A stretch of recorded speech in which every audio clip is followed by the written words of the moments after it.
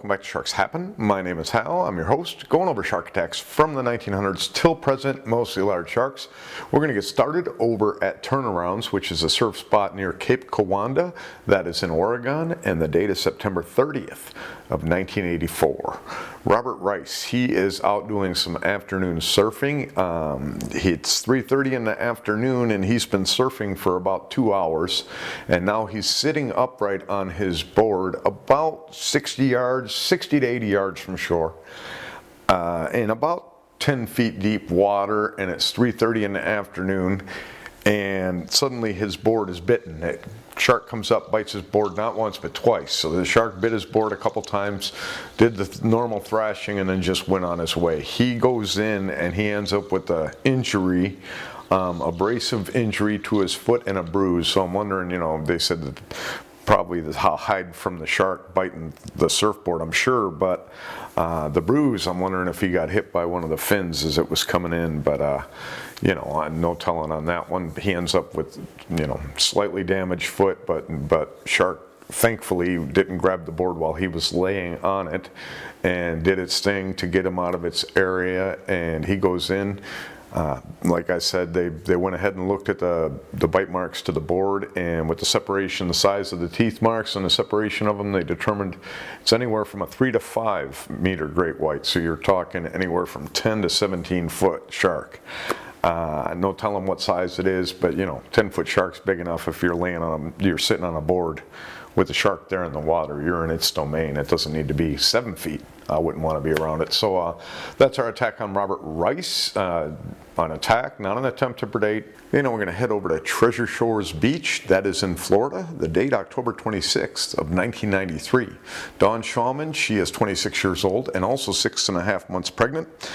She is also a lifeguard at the beach, and she gets to the beach. I guess she was off for a little while, real excited to get out there and do a little bit of swimming. So she swims her way out. It's about 10 o'clock in the morning, and she swims her way out. There's 2 to 3 foot waves. She swims just past the waves and then starts swimming parallel to the beach doing laps. So she's going back and forth parallel to the beach, probably not too far out, however far it is to get past the waves that are curling.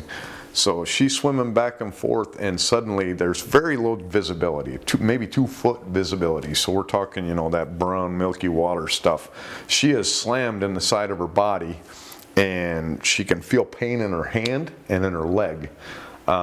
She says it's a burning pain, and when she popped her head up out of the water after what had happened, because at first she was a little disoriented, she got hit so hard, she noticed she was spun around the other way. So the shark hit her in the leg and spun her body 180 degrees from which way it was sitting towards the beach beforehand.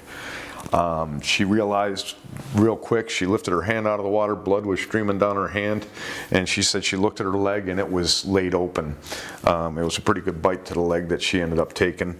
She was yelling to her partner that was there to help her get in. Nobody could hear her, so she said she rescued herself.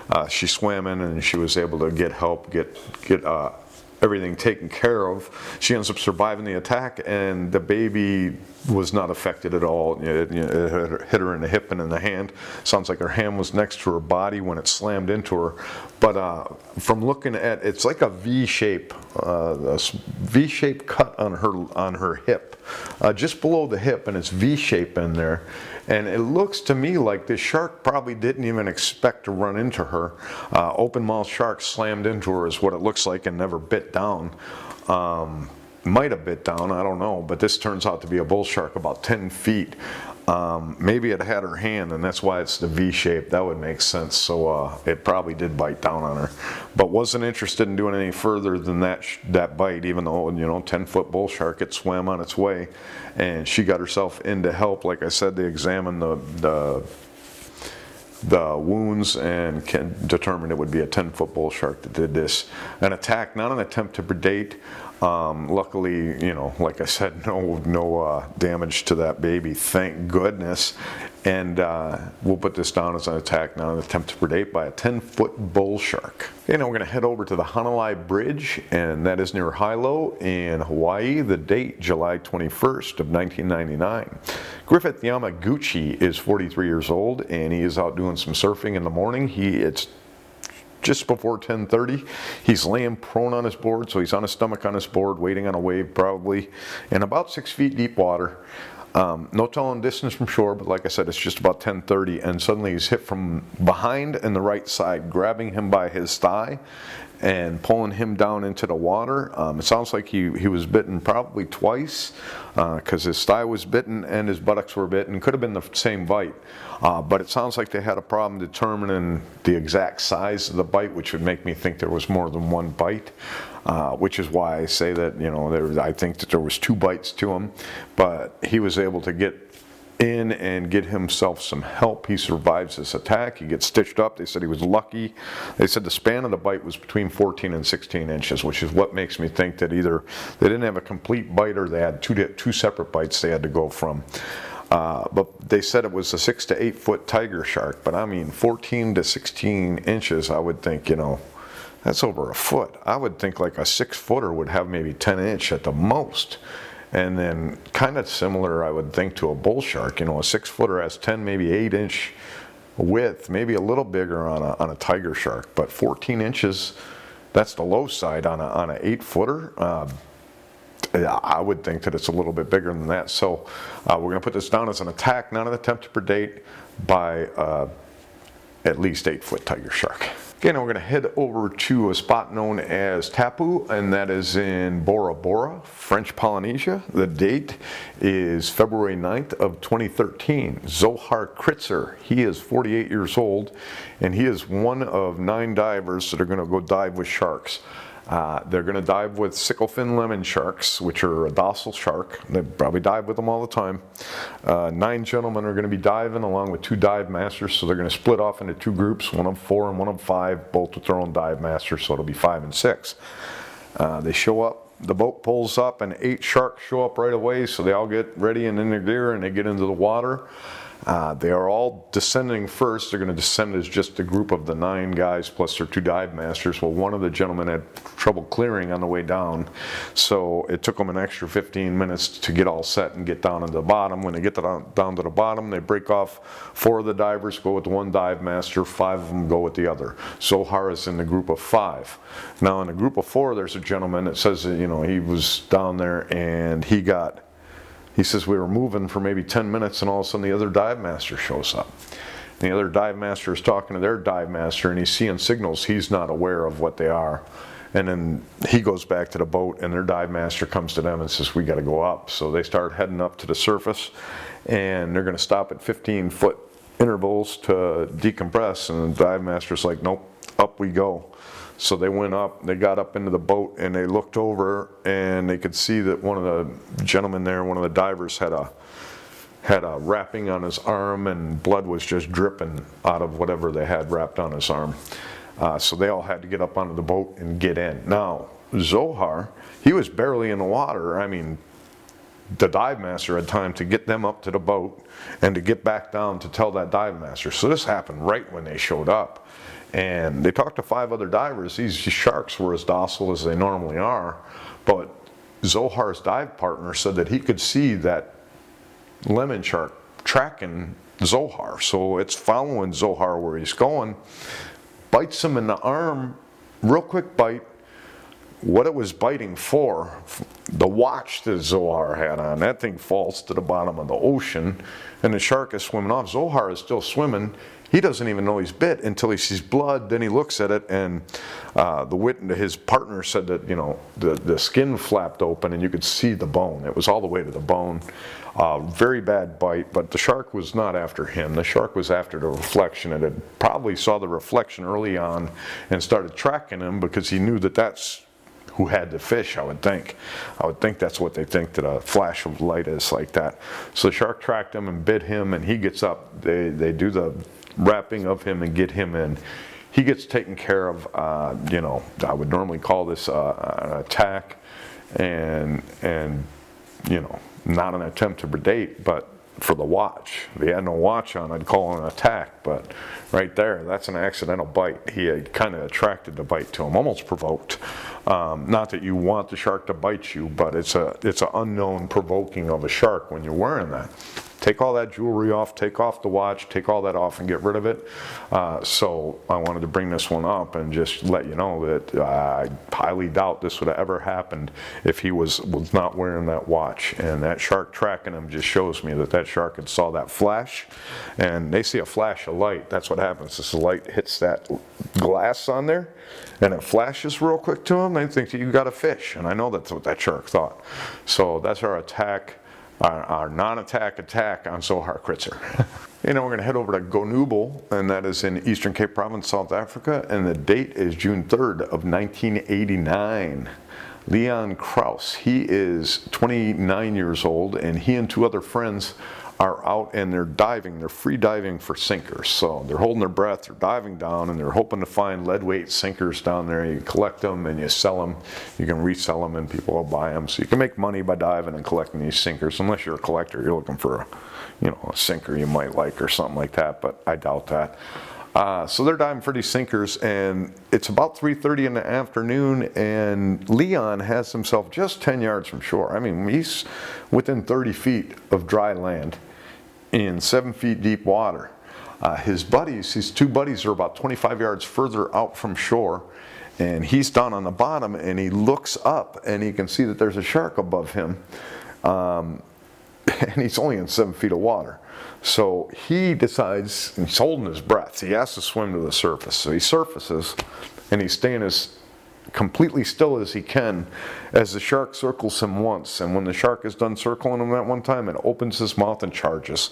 And he probably put his arm up, I'm thinking, because he has the arc looking bite to his arm, but he also took and tried to hit the shark with his right hand, and that ended up getting lodged right in the corner of the shark's mouth. And this is great white that has him, so it's got him by the corner of his arm, by the corner of his wrist, in the shark's corner of his mouth. And the shark starts swimming away with him, and then they say the shark sounded, so that usually means the thing's making a move and it's going to start doing a quick dive or go into deeper water. And Leon's able to remove his hand at that point and swims his way to shore.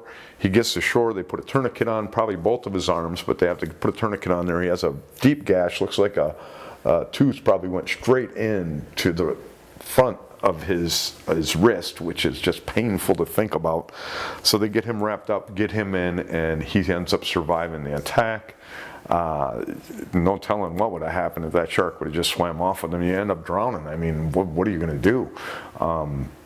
You know, I could not imagine that. You know, a survivable shark attack, and you end up drowning in the process. And we're going to get into a drowning on a shark attack type thing at the end of the show.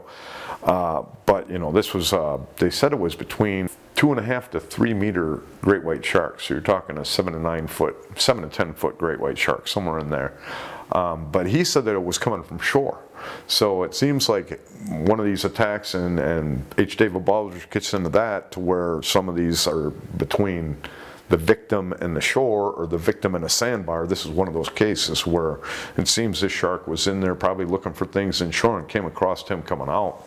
Also sounds like a territorial bite, that it was just biting him once and wanted to go on its way.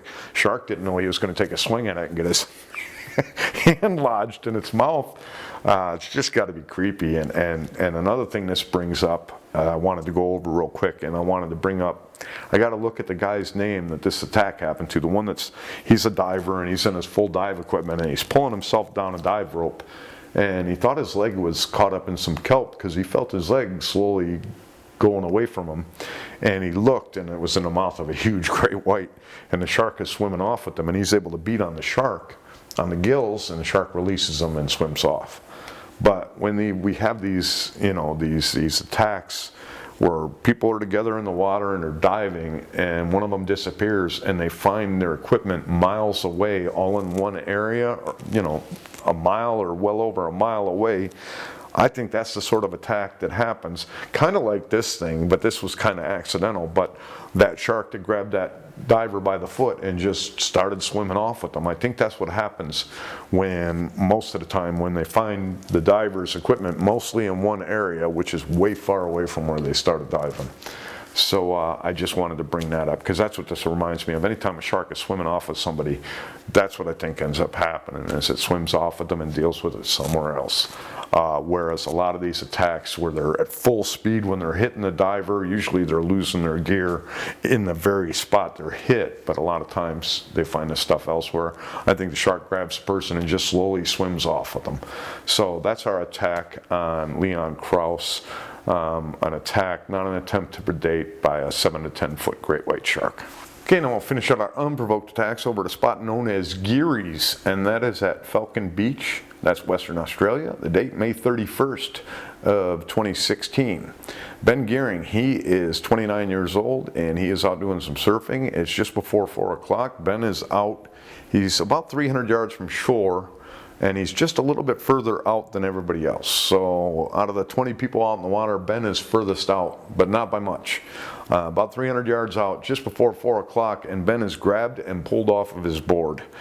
Most of the people that had noticed the attack, it sounds like everybody heard the attack. It had to have been noisy because they all noticed it. Most went paddling into beach, but a couple of surfers paddled their way over, and they were met over at Ben by another gentleman, and the three of them were able to put Ben on his board and bring Ben in. They quickly put a tourniquet on his leg. His right leg was severed just above the knee. They put a tourniquet on his leg, and he gets into the hospital. They go ahead in the hospital and they get him in a pretty much stabilized condition, but his condition was never well enough that they were able to do the operation they were needed to be able to do, and he ended up passing away, unfortunately, 3 days later on a Friday at the hospital. So his brother had went ahead in an interview, and he thanked the hospital for giving them the 3 extra days with their brother, and he also thanked the surfers that instead of swimming to the beach like most people would, it's went ahead and paddled out to his brother and helped him out. So we're going to put this down as an attack, not an attempt to predate. There was a shark caught. Now, this is a great white that got a hold of him, but there was a shark that was caught on a drum line maybe a week later that was a 4.2 meter great white shark, so you're talking about 13 and a half, 14 feet. They said they believe that this is a shark, but I don't know where they get that from. I mean, that's a feel-good story. Oh, I caught and killed a shark, and that's probably it. No, it probably ain't. You probably just caught a shark. I highly doubt it's the one that did it a week later. I don't care. Multiple sharks swim in all the waters, and to say a week later, even to say 2 days later you caught a shark and say, oh, that's the one. Well, no, not unless you cut it open and you find the leg bone or human tissue or something in the shark. There's no way to tell. So they think they got the shark. I think they don't. Put it down as an attack, not an attempt to predate by a great white. We just don't know how big. Okay, now we're going to finish out our show with, you don't hear that every day. Back in 2002, in July of 2002, over in Poor Man's Canyon, which along New Jersey, Baltimore area, there's a series of 4 canyons. Poor Man's Canyon is one of those right there on the ocean. In July, there's a fishing boat. They're out there catching mako sharks, and they got a shark on the line. They're 100 miles from shore. And no telling the depth of water, but it's almost midnight, so it's dark out, and they had this mako on their line for about an hour. They've been fighting this fish, and now Billy Verbanas, he has the reel in his hand as the shark tires itself out, and I don't know what he was doing, but the shark ended up getting some more life and did a big jerk, and he went into the water. So it pulled Billy into the water with the thing, and the gentleman on the boat said that he didn't even have time to say anything. It was just that quick, boom. He was in the water, and that was it. And he didn't surface till 90 seconds later. It sounds like it took him quite a ways. The shark must have been running, and Billy finally pops to the surface. He wasn't touched by the shark. He wasn't bitten at all. They go over and they get him onto the boat, and now they're taking him in, and he passes away on the way from what they called secondary drowning. A thing, I guess, that can happen when you almost drown, and then you're out of the water, and then somehow there's a chemical reaction in your lungs, and you drown. So anybody out there that knows about a secondary drowning in this kind of situation, I'm sure that, with all the drownings in the world, you probably ran into it once in a while. Let me know maybe what that chemical reaction is. That's kind of confusing to me. Crazy. Yeah, it reminds me of Perfect Storm, the book.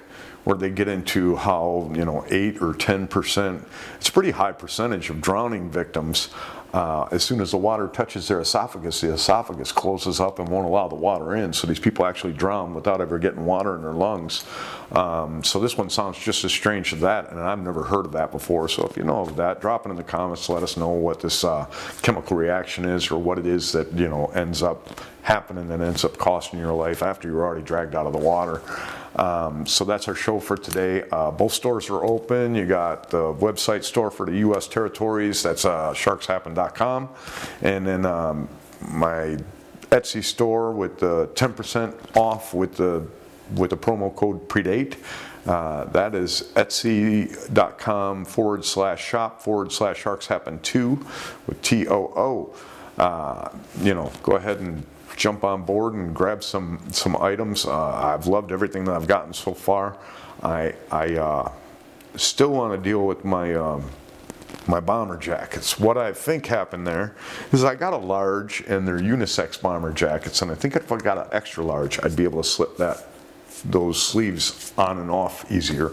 So what I'm doing now is I'm going to order me an extra large of those jackets, and if that bomber jacket comes in, because I think that the large might have been just barely fitting me. Extra large will probably fit better, but if I can take that off and put it back on, then I'll put them back on the store, and everybody can get them. So that'll be our show for today. I hope you enjoyed it. I hope you'll be back in a few more days, but always remember, if you're going into that water, you are much more afraid of these sharks than they are of you.